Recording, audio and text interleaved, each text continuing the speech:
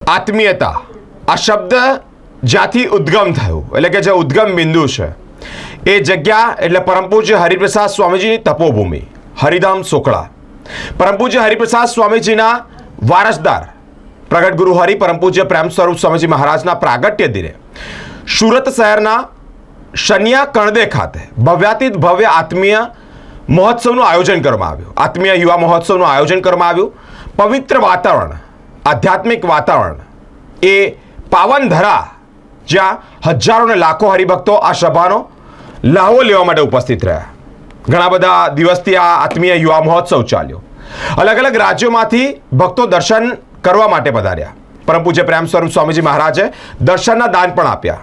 ભવ્યાતીત ભવ્ય સભાનું આયોજન કરવામાં આવ્યું. વિશેષ વાત, ઠાકોરજીની સુવર્ણ તુલા પણ કરવામાં આવી. અલગ અલગ રાજ્યોમાંથી ભક્તોએ પ્રસાદનો લાવો પણ લીધો.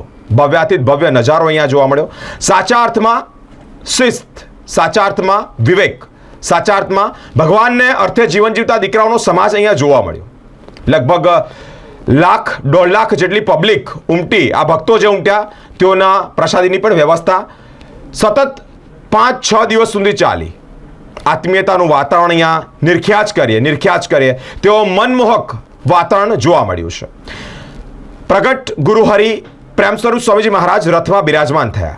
ત્યાંથી સભા મંડપ, ત્યાંથી સ્ટેજ સુધી પધાર્યા.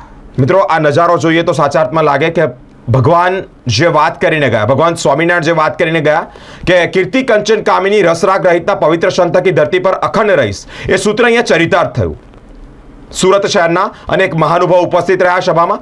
સાથે જ અલગ અલગ ધર્મગુરુઓ પણ ઉપસ્થિત રહ્યા. સાંસ્કૃતિક કાર્યક્રમો પણ થયા અને આત્મીય યુવા મહોત્સવની એક ઝાંખી જોવાલાયક રહી.